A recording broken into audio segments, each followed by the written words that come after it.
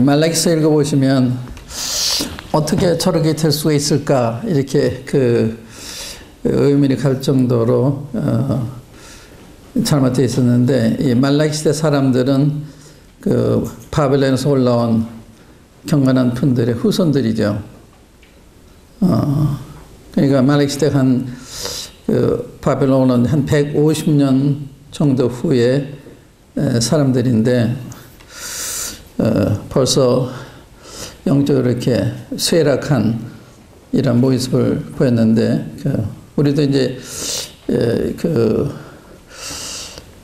충수의 천년을 거쳐서 종교개혁이 일어나고, 또 19세기에 또 말씀을 돌아가는 운동이 일어나고, 그 운동에 경건한 분들이 이렇게 후회를 할 수가 있습니다. 한 150, 200년 후에 우리의 모습과 이제 비슷하게 생각할 수가 있는데, 그러한 점에서 이렇게 비교가 되는, 비교하기에 적합한 이런 그런 생각이 돼요. 말라기 시대의 특징은 겉으로는 안식일도 지키고 절기도 잘 지키고 있는 거예요. 그런데 그것을 습관적으로 하면서도 그게 습관적으로 하겠다는 생각을 몰랐어요. 그래서 내가 너를 사랑했다 그러면 어떻게 주님이 저희들 사랑하셨으면 이렇게 질문해요. 너희들이 내 단에 더러운 떡을 드렸다. 어느 점에서 더러운 떡을 드렸어요? 그래요. 주님이 너희가 내 단에 눈먼 거, 병든 거, 처하는 것 드렸는데 이것을 너희 총도 갖다 줘봐라. 그게 받겠냐. 그러니까 우리들끼리도 우리가 병든 닭을 사서 누구한테 선물하지 않잖아요. 하나님이 그렇게 한 거예요. 병든을 갖다 드린 거예요. 그러면 우리는 거기에 비교할 때 우리는 그렇진 않지 않나 생각이 되기 쉬운데, 우리도 그럴 수가 있습니다. 주님을 얼마나 경외하는 정도에 따라서 주님을 대하는 태도가 다르죠. 예배에 오는 태도, 시간을 지키는 태도, 이 모든 게 전부 관계가 있다고 생각이 돼요. 하나님에 대한 경외심에 따라서 집회에 대한 우리의 태도, 말씀에 대한 태도, 이걸 볼 때 이거를 정말 하나님의 말씀을 받고 두려워하고 좋아하고, 그러는 이제 좋아하는 데는 좋아하지만 두려워하는 점에 있어서는 어떤지 이제 그런 걸 생각할 때 별 차이가 없지 않나 하는 생각이 드는데, 또 저들이 말로도 하나님을 굉장히 괴롭혔다, 하나님을 대적했다, 이 말씀 나와요. 근데 언제 우리가 하나님 괴롭혔어요? 어떻게 그래요? 이 잘못하고 있으면 그걸 모르는 것도 한 문제인데, 잘못을 가르쳐 줬는데도 그건 무슨 말인지 못 알아듣는 거예요. 이게 자문해 보면 악인의 길은 어둠 같아서 그가 거쳐 넘어져도 무엇 때문에 넘어질지 모른다, 이런 말씀이 있어요. 깨닫지 못한다. 참 그게 굉장히 위험한 상태죠. 우리가 그럴 수 있습니다.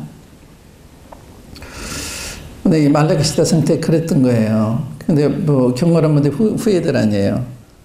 그런데 벌써 이런 상태가 됐고, 주님 이 땅에 오셨을 때는 더 나빠져서 주님을 처음부터 배척하는,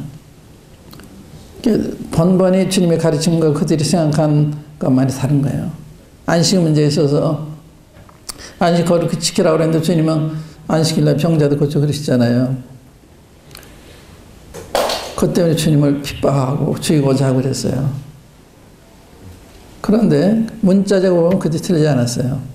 그런데 안식일의 정신, 안식해 주신 목적, 사람을 안식하기 위해 주신 거 아니에요.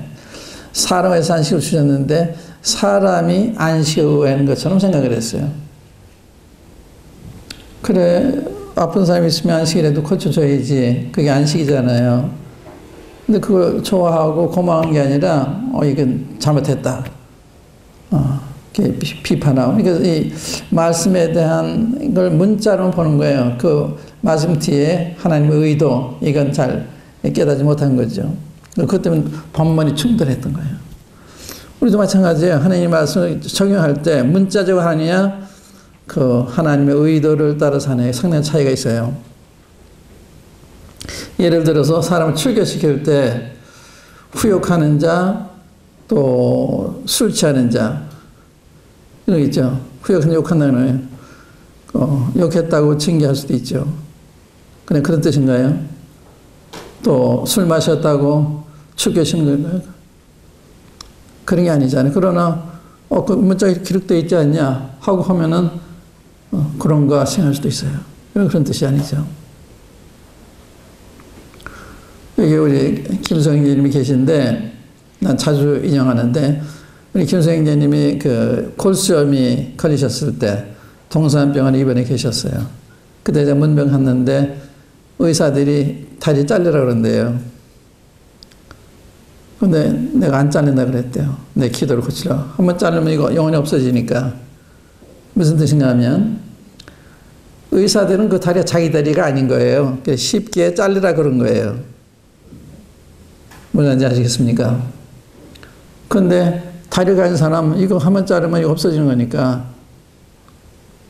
그래서 이 골수염이 걸리면 자르는 거지만 그것도 심사숙고해야 되는, 어떤 게 최선인가, 이 적용을 잘해야 되는 거예요. 왜냐하면 징계라고 하는 것은 사람의 회복을 목적으로 하는 거니까, 이것이 회복에 도움이 되는 건지 저것이 회복이 되는 건지 다 다른 거예요. 똑같은 죄를 범해도 정상이 다 다른 거예요. 똑같은 게 아니거든요. 그래 이제 구약에도 과시치사, 고의적인 살인이 있는데, 과시치사 했을 때는 도피성으로 가면 살잖아요. 그래서 살 수 있는 길을 마련해 준 거예요. 그러나 살인한 사람은, 고의적인 살인한 사람은 성전에 가도 끌어서 죽이도록 되어 있습니다.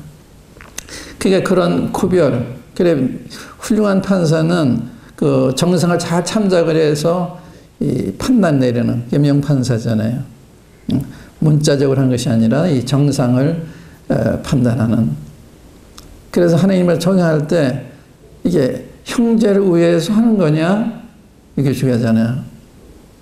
형제회행은 그렇게 해야 되는 거예요. 형제회행을 하면 어떤 우리 감정을 따라 하는 경우도 있잖아요. 또 우리가 하나님 마음을 몰라서 그 이상을 모르기 때문에 할 수도 있어요. 좀 미국에서 있었던 일인데, 형제 간에 갈등이 있었어요. 근데 어느 형제가 마음에 큰 주먹 쓰는 형제님인데 자기 마음을 삭히느라고 집에 가서 맥주를 마시고 있는데 우리 형제들이 방문했어요. 그래서 맥주 마셨다고 징계해야 된다. 그런 건가요? 그분이 주먹 안 쓰고 삭히기 위해서 그런 건 칭찬할 만한 일인데, 그러니까 그게 이제 구별이 필요한 거예요. 구별이. 그러니까 이 하나님 말씀 적용할 때 그런 얘기 있잖아요. 칼을 강도에서 들리면 사람 죽이지만 의사에서 들리면 사람 살린다. 이게 하나님 말씀 칼이잖아요. 이걸 잘 사용해야 되는 거거든요. 사람 살리기 위해서 사용해야 되는 거예요. 사람 살리기 위해서. 그러한 점에서 이제 그 바리새인 서기관들이 실패한 거죠. 그들도 말씀대로 살려고 노력한 분들인데 그렇게 실패한 거죠. 그래서 여기 이제 1번에 내가 이렇게 표현했어요. 그들이 영적으로, 양심적으로 형편이 없는 삶을 살고 있으면서도 자신들이 그렇게 타락한 삶을 살고 있음을 알고 있지 못할 뿐만 아니라 그 사실을 가르쳐 줘도 그 말이 무슨 말인지 도무지 이해하지 못했다. 말하기 전에 아시는 무슨 말인지 아시죠? 또 평소 하나님을 대함에 있어서 경험이 없었다. 우리가 이제 1장 한번 열어보겠습니다. 말라기서 1장 열어보시면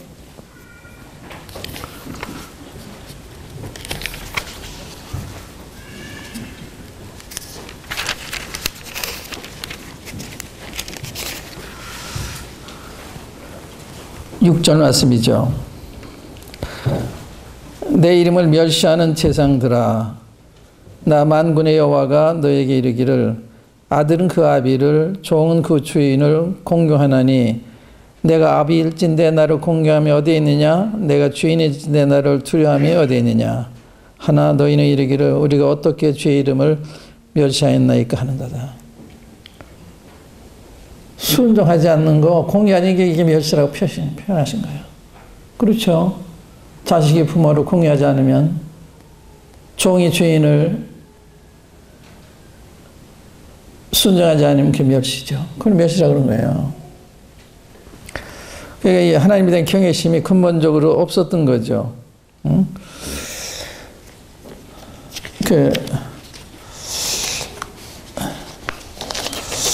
우리가 하나님 말씀을 얘기를 해도 안 들으면 경외심이 없는 거죠. 바울 사도는요, 사도행 23장에서 난 초상적부터 양심을 따라 하나님을 섬기고 있습니다. 그러니까 대상이 있다 저자 입을 치라 그러잖아요. 그때 사도 바울이 회칠한 무덤이요 내가 율법을 따라서 사람을 판단한다고 하면서 하고 이렇게 나무란 얘기를 했을 때 옆에 있는 사람이 대상인데 욕하느냐? 사도 바울이 난 그런 대상이 몰랐다. 율법에 백성에 관하여 비방지 말라 했다고 딱 그쳤어요. 그 하나님 경외하는 사람이에요. 실제는 그 사탄의 종이죠. 응?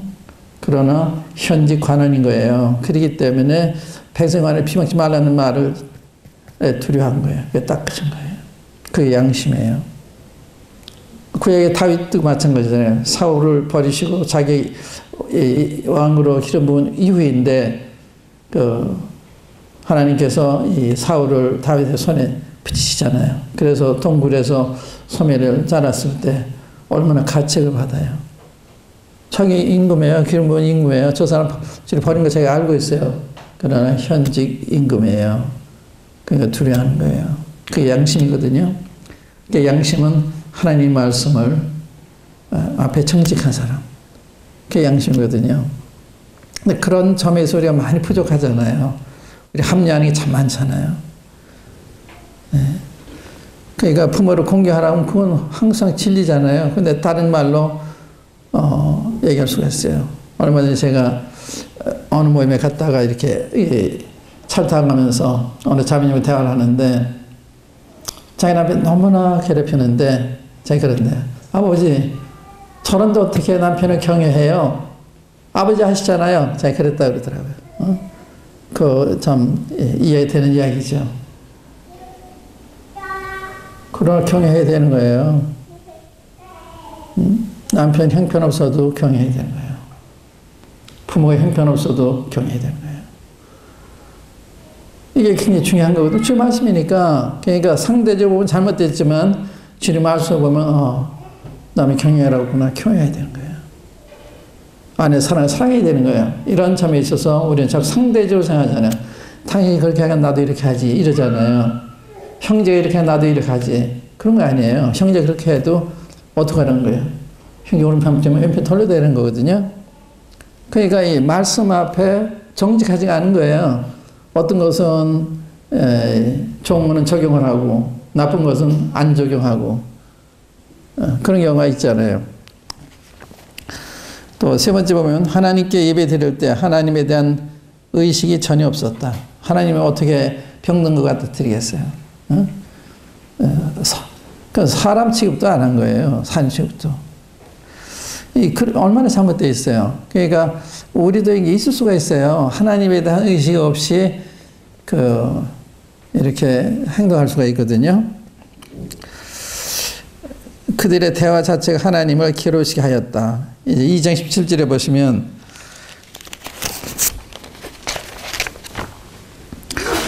너희가 말로 여호와를 괴로우시게 하고도 이르기를 우리가 어떻게 여호와를 괴로우시게 하였나 하는도다. 이는 너희가 말하기를 모든 행악하는 자는 여호와의 눈에 선이 보이며 그들이 기쁨이 된다 하며 또 말하기를 공의의 하나님이 어디 계시냐. 이렇게 한 거예요. 그 다음에 그 11조의 계명에 대하여 하나님의 경외하는 마음이 없었다. 그래 하나님 도둑질한다고 그러시잖아요. 하나님의 10분의 1을 드리라 그러면 명령에 순종해야 되는 거예요. 그런데 마음 내키는 대로 하고 싶으면 하고 안 하고 싶으면 안 하고 그건 하나님의 말씀에 대한 우리 태도도 마찬가지예요. 또 그들은 완악한 말로 하나님을 대적했다. 3장 15절에 보시면 여호와가 이르노라 너희가 완악한 말로 나를 대적하고도 이르기를 우리가 무슨 말로 주를 대적하였나이까 하는도다. 이는 너희가 말하기를 하나님을 섬기는 것이 헛되니 만군의 여호와 앞에 그 명령을 지키며 슬프게 행하는 것이 무엇이 유익하리요. 이렇게 우리도 얘기할 수가 있어요. 부부간에 주님이 공부만 안 하신다든지 기도를 안 드리면 이렇게 원망할 수도 있어요. 이게 우리가 안 한다고 할 수가 없죠. 그런 상태였거든요. 주님이 세상에 오셨을 때, 근데 그때 이제 말기 시대, 구약 시대 말기라고 보는 거죠. 말라기 시대가 아니라 이제 그 이스라엘이 완전히 주님 배척했을 때, 주님 오셨을 때 세리완이 먼저 와서 첫 마디가 회개하라는 거예요. 회개라 청에 갖고 왔다. 주님도 공생 시작하시면 첫 마디가 회개라는 거였어요. 자기들은 잘 하고 있다고 그러는데 회개하라고 그러신 거예요. 그러니까 도무지 그 마음에 걸리는 거예요. 그러니까 주님 미워하기 시작한 거죠. 회개하라. 세례와는 독자의 자식들아 할 정도로 너무 잘못된 거예요. 사도 바울은 그들의 마음을 꿰뚫고 있었기 때문에 이제 그런 얘기 했겠죠. 독자의 자식들아. 그럼 왜 그러냐?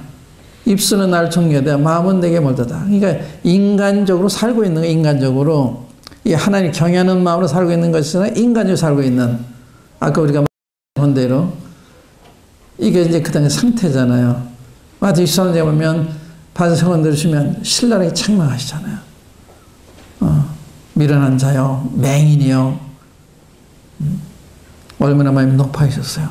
모세의 자리에 앉아있고, 사람들한테 높임받기를 좋아하고, 인정받기를 좋아하고, 이게 좀 문제가 되는 거예요. 이런 것이. 그러니까 너희는 나쁘게 칭송하지 말아라. 너희 선생 하나님들은 다 형제다. 왜 그런 말씀을 하셨어요? 자꾸 높이니까. 높이지 말라는 거거든요. 우리가 이 주님의 부르심에 의해서 그 사역을 하는 거지, 형제보다 높아서 하는 게 아니잖아요. 사실 우리는 성도들을 섬기도록 부름받은 거예요. 성도 발을시키도록. 이게 종이라고요. 성도의 종인데, 종으로 종으로 그 대하는 게 아니라, 종으로 자세를 취하는 것이 아니라, 사역자의 그 자세로 군림하는 그런 게 있잖아요. 그 참, 안 그런 것 같은데, 그렇잖아요. 내가 사역자인데, 그런 생각만 하는 게, 내가 장로인데, 그런 생각만 드는 거예요. 겸손하게 섬기는. 그래서 지금 그런 말씀한 거예요. 너희는 다 형제다. 자기를 높이는 나중에 나 존재 높아진다. 근데 우리도 모르게 우리 제가 높아질 수가 있어요. 성도들 함부로 할 수가 있고. 어떤 지역에서는 장로 형제님들이 성도들을 어느 선 불러가지고 무릎 꿇어라. 그렇게 했대요. 무릎 꿇어라. 뭐 그렇게 권위적으로 권위 남용하는 거죠. 그 시절이 있었어요. 그런 게요. 내가 직접 들었어요. 그러니까 우리도 모르게 이렇게 되는 거거든요. 우리도 모르게. 우리가 이제 말씀 증거할 때 태도가 굉장히 중요해요. 겸손하게 말씀 증거해야 되는데 우리가 그렇지 못할 때도 있잖아요. 그러니까 이렇게 다 중요하다. 그래서 회개하라. 영 잘못되어 있다는 걸 말씀하는 거야. 회개하라. 내가 하나님 떠났다. 이렇게 우리 안식일도 잘 지키고 절기도 잘하고 11조 잘 내고 뭐 어떻게 하라는 거냐? 그런 그렇게 생각했을 거예요. 주님 충신 보시는 거거든요. 회개하라. 그런 상태에 있었잖아요. 또 하나님의 계명보다 사유전을 더 우선시했다. 안식일에 대한 잘못된 인식, 사람이 안식 위에 있는 것이 아니고 안식이 사람 위에 있다는 사실을 망각했다. 죄인에 대한 잘못된 인식, 죄인은 미워도 죄인은 사랑해야 하는데 죄를 미워한 나머지 죄인까지 미워하는, 그래 됐잖아요. 죄인은 얼마나 배척했어요. 자기도 똑같은 죄인인데. 그게 정직하지 않은 거예요. 이 구약시대의 지도자들이 실패 거기 있었던 거예요. 정직하지 않은 거예요. 어떤 분들이 이렇게 남을 비판하잖아요. 비판하는데 뒤에 보면 문제가 다 있어요. 그거 생각해 보셨어요? 비판 많이 하는 사람 뒤에 보세요. 문제가 다 있어요. 주님 말씀 맞는 거예요.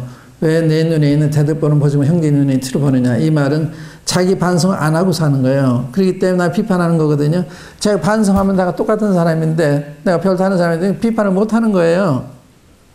근데 비판을 하거든요. 그럼 뒤에 다 있어요. 자기 반성 안 하고 살아요. 부인이 하고 잘못된 관계에 있든가 자식이 방황하고 있다든가 자식 방황하면 장로도 못하는 거 아니에요. 그런데 우리가 그걸 요구하진 않죠. 우리가 또 똑같은 부모이기 때문에 그럴 수도 있는 것이기 때문에 우리 이해한 입장이지만 그러나 그렇게 있으면서 남을 비판하는 건 맞지 않잖아요. 겸손해야지. 자기도 약점이 있는데. 그러니까 이제 남을 비판하는 사람은 자기 반성을 안 하고 사는 사람이다. 이렇게 생각할 수가 있죠. 죄인은 미워해도 죄인은 사랑했는데 죄인까지 미워하는. 저는 어떤지 살펴보죠. 여러분들 잘못하는 사람 볼 때 불쌍해하는 마음, 관용하는 마음, 오래 참는 마음, 그렇지 않으면 뭐라 그럴까요? 이렇게 배타한다 그럴까요? 미워한다 그럴까요? 그건 다른 거죠. 그들은 마귀를 추종하고 있으면서도 여호와 하나님을 잘 믿고 있다고 착각함. 아브라함이 너희 조상 맞아. 혈전 조상인데 아브라함 너희 같이 하지 않았어. 너희는 진리 전한 날 죽이려 해. 그래서 그들의 행동을 보고서 너희들이 육신적으로는 아브라함의 차선이지만 영적으로는 아니야. 너희는 너희 아비 행사를 하기 원해. 너희는 너희 아비 마귀에서 났어. 요한복음 8장 그러잖아요. 그래서 유대인들이 섬긴 하나님은 마귀예요. 마귀. 그리고 주님 죽였죠. 응? 우리도 형제 죽이면 주님 죽이면 똑같은 거예요. 똑같은 유의 죄입니다. 형제를 배짱한 주님 배짱은 똑같은 거예요. 그렇기 때문에 이제 그런 게 그렇게 연결된 생각이 돼야 옳은 것입니다. 그런데 우리는 그런 부분에 있어서 친구 연관을 안 시키고 정당하다 이렇게 생각이 싶거든요. 정당한 게 아니에요. 그 다음에 이제 신약마귀 시대 교회 성도들의 모습, 신약마귀 시대 이제 오늘 우리를 얘기할 수가 있는데 여기서 4대 교회하고 라오디게아, 필라델피아 교회를 제가 생각해 봤어요. 4대 교회의 특징을 보겠습니다. 한번 계시록 2장 한번 3장 열어보시죠. 계시록 3장.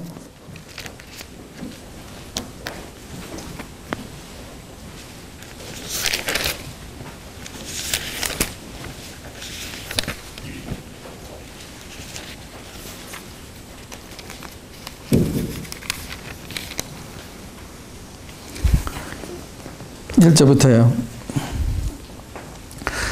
4대 교회 사제에게 편지하기를 하나님이 7영과 7뼈를 가진 이가 가라사대 내 행위를 하나니 내가 살았다 하는 이름은 가졌으나 죽은 자라다.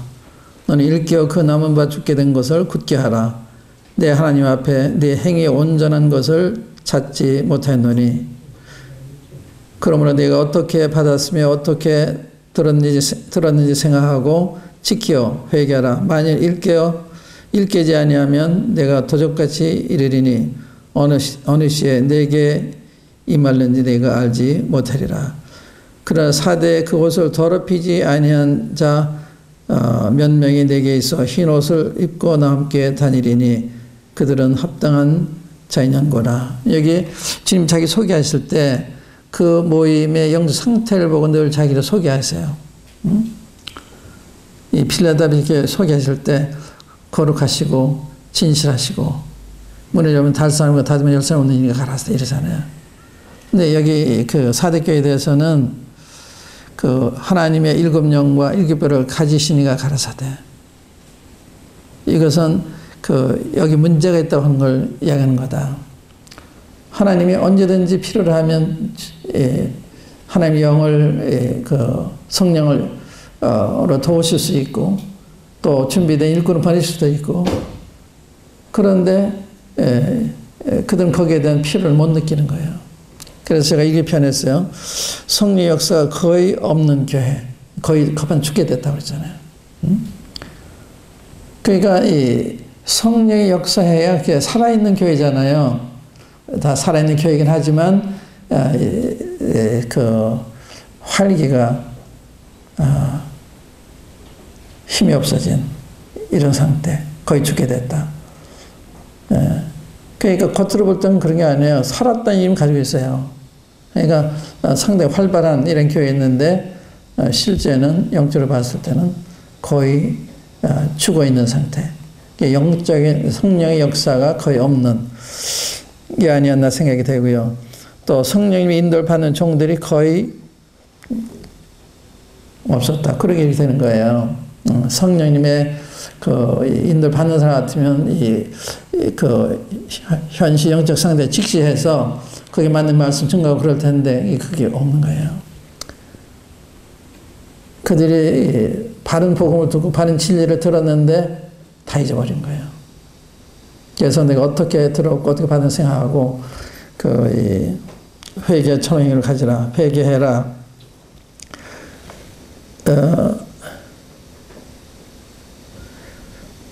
회개하라. 만일 일 깨지 아니하면 내가 도적같이 이르려니.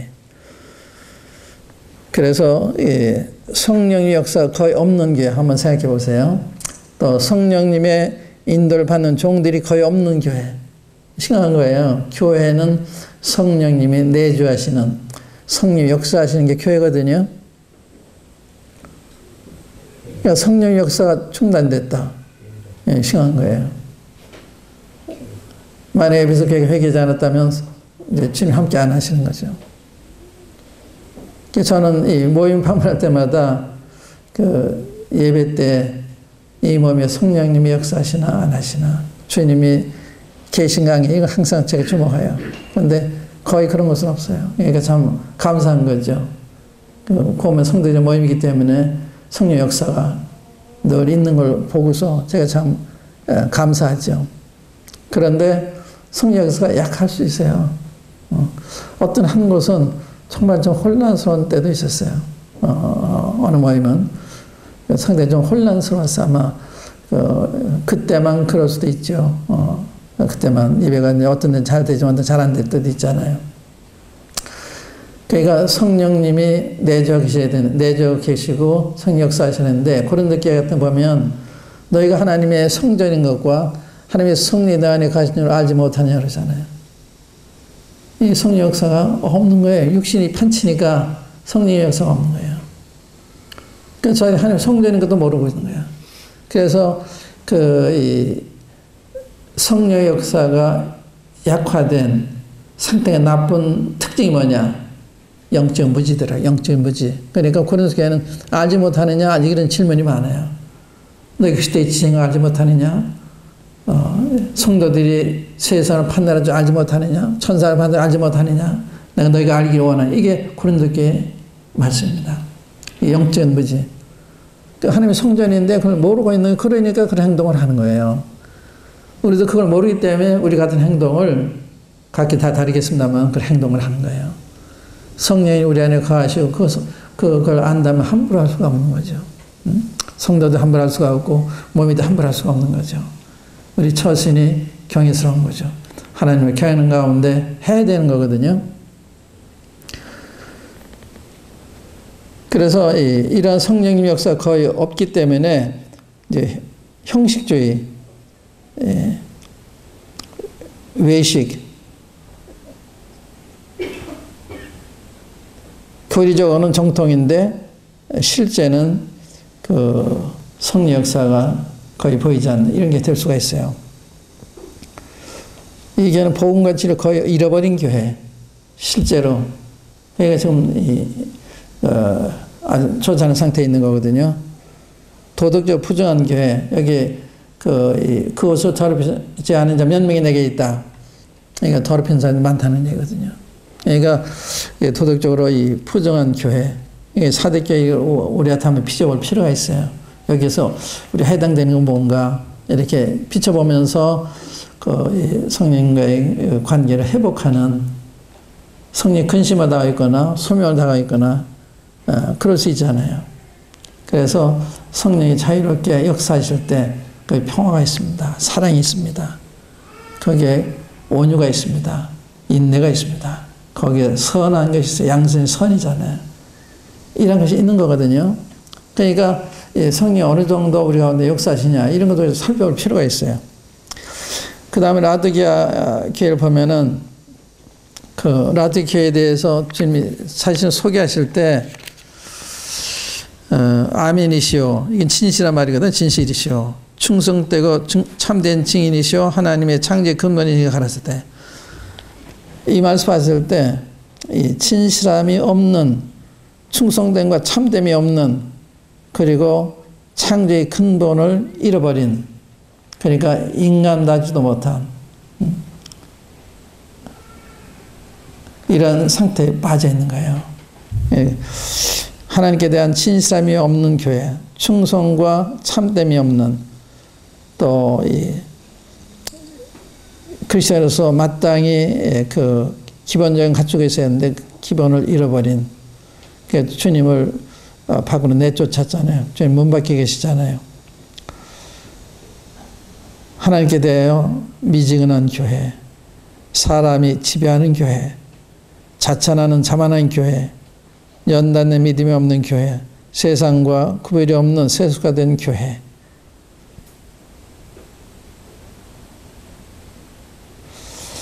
여기 그 라드게 교회를 볼 때요, 특징이 뭔가 하면 나는 부유하여 부정하지 없다. 이렇게 얘기해요.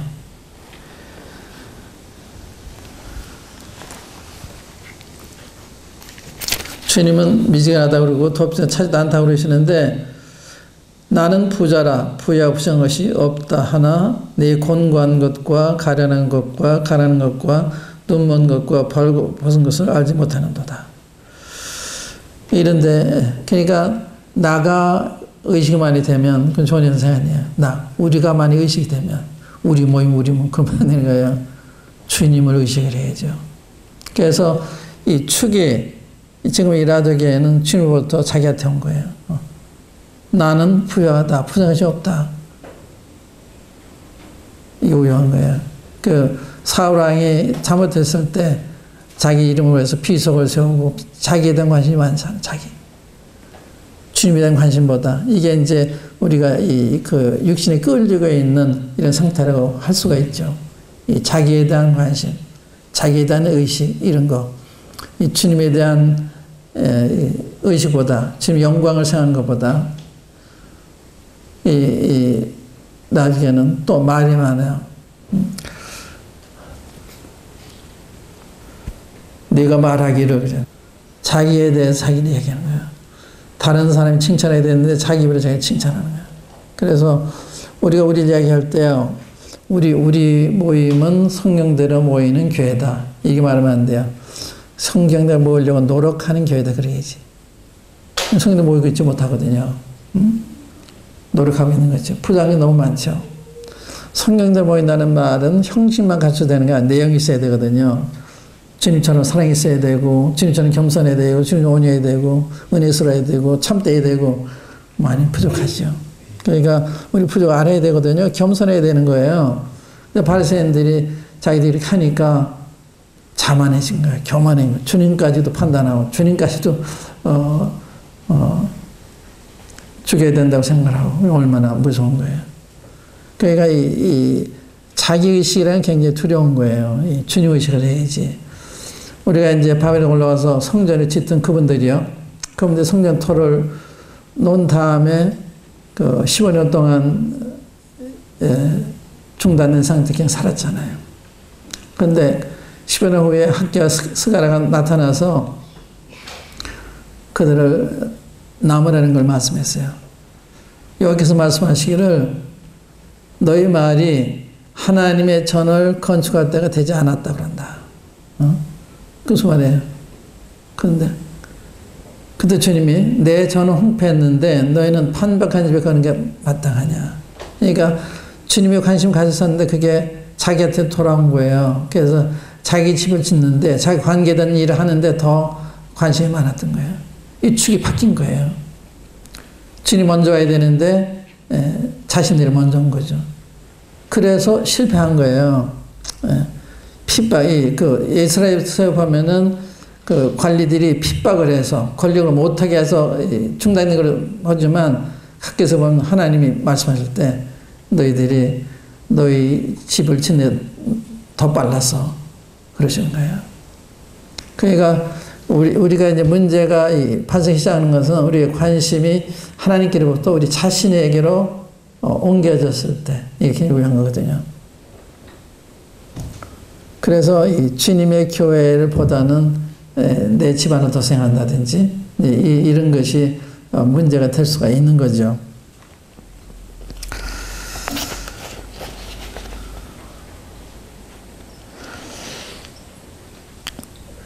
또 여기 사람이 지배하는 교회라고 그랬잖아요. 무슨 뜻이에요? 주님 문 밖에서 두드리시잖아요. 문 밖에서. 주님 내쫓았어요. 자기들끼리 상해 자기들이 결정하고 그런 거예요. 주님이 여쭤보지 않고 주인들 기다리는 것이 아니라 자기들 교회를 다스리는 거예요. 모르는 주님은 도외시한 거예요. 항상 여쭤봐야 되는 거거든요. 이거 하리까 말리까 여쭤봐야 되는 거예요. 그런 다음에 인도받아서 해야 이게 주님을 모시는 거거든요. 어떤 분들은 장로회를 할 때 의자 하나를 빈 걸 놓고 한대요. 왜 그런가 하면 주님 앞에서 주님이 다 보고 계시니까 그 앞에서 이야기하도록. 우리는 그거 없이 우리끼리 이야기 다 하고 결정 그런 경우가 있잖아요. 이 교회가 인위적인 또 사람이 다스리는 교회가 된 거예요. 민주주의식 교회 이런 교회가 된 거거든요. 소만의 교회는 주님 그러잖아요. 내가 네 행위를 하느니 내가 네 환란과 궁핍을 하느니 내가 실상 부유한 자다. 주님이 거기는 부유하다 그랬어요. 이 교회는 가난하고 눈 멀고 벌거벗었고 이렇게 얘기했어요. 그러니까 주님이 우리를 어떻게 보시냐 이게 중요한 거예요. 한 사람 판단할 때도요. 주님이 그 형제 함께 하시느냐 그 교회 함께 하시느냐 이게 봐야 되는 거예요. 겉으로 보면 몰라요. 주님이 함께 하시느냐. 그건 그게 바른 판단이에요. 그래서 이 주님을 통해서 보는 거 이게 이제 중요한데 이 교회는 그러한 점에서 완전히 실패한 자기들끼리 상의해서 교회를 해나가는 이런 사람들이죠. 사람이 지배하는 게 또 자찬하는 자만한 교회. 난 포장한 것이 없다. 그런 말이 어떻게 있어요?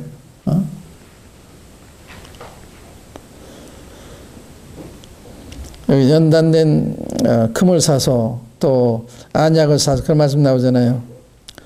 연단된 믿음이 없는 교회. 연단된 믿음은 어떤 거예요? 이 성숙한 인내심도 있고, 그러니까 연단이 안 됐을 때 우리는 환경의 변화에 따라서 자꾸 우유부단해지는, 그러나 연단된 믿음은 쉽게 하나님 말씀이 아니면 움직이지 않는 연단된 믿음이잖아요. 그런 믿음이 없었던 거예요. 그래서 사람의 말에 휘둘리는 우시아 왕이 제사를 할 수 없는 향불을 피울 때 제사 80이 들어 끌어내잖아요. 왕을. 그게 믿음이에요. 그러니까 우리 믿음이 자라서 믿음의 덕의 지식을 지식의 절제를 절제 인내를 인내 경건을 형제를 형제의 사랑 공부하라. 이게 우리 믿음이 자라야 되는 거거든요. 근데 그런 부분에 있어서 우리가 어느 정도 자랐는지 생각할 필요가 있고요. 이 세속화된 교회, 세상과 구별이 없는 세속화된 교회. 우리가 디모데후서 3장을 보면은 너희가 알라 말세에 고통하는 때가 이르리니 사람이 자기를 사랑하고 돈을 사랑하고 쾌락을 사랑하기 하나님보다 더하고 경건의 모양에서 경건을 부인하는 자다.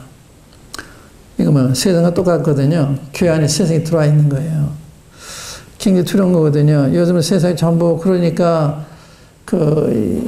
못하게 하면 성도들이 반발할 수도 있죠. 그냥 용납하다 보면 세상과 별로 다르지 않은 복장이나 뭐 헤어스타일이나 이게 경건한 사람들 모임이 아닌 거예요. 이런데 우리가 이제 문제가 있을 수가 있어요. 그래서 이걸 잘 가르쳐야 되는 거거든요. 영적 품절력을 상실한 교회, 안약을 사서 성령의 역사가 있을 때 바른 분별하는 거예요. 우리 안나 삽비라가 판 것을 얼마를 감추고 하나님께 드렸을 때 베드로가 아나니아야 어째 사탄이 내 마음에 가득하여 내 판 것을 얼마를 감추고 하나님 속였냐. 사탄이 이렇게 한 거 어떻게 알아요? 응? 아나니아는 그저 양식을 못했기 때문에 가증이 있었을 거예요. 그러나 사탄이 가득해 한다고 생각 못했을 거예요. 사도 바울은 사탄이 가득해서. 그래, 이런 영적 품절이 참 필요한 거예요. 이렇게 성령의 역사를 잘 알면 그렇지 않은 걸 잘 알게 된 거죠. 우리가 이제 의패를 가려낼 때 친패를 잘하면 의패를 그만 안다 그러잖아요.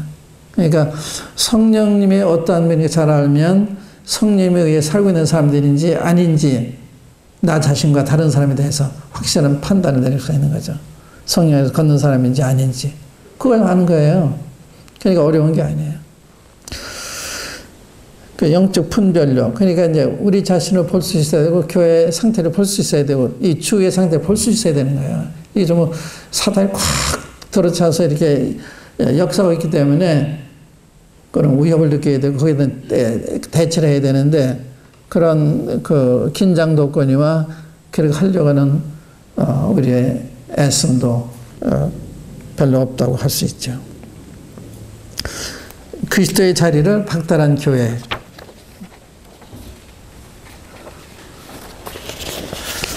그러니까 이것을 우리들과 비춰봐서 우리 몸이 어떤가 이게 필요한 거예요. 그래서 한번 비춰보시고 우리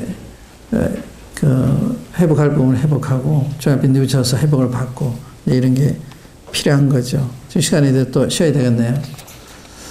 다음 시간에 필라델피아에 대한 거 하겠습니다. 여기서 이 시간 마치도록 하겠습니다. 한번 기대해 주시고 마치겠습니다.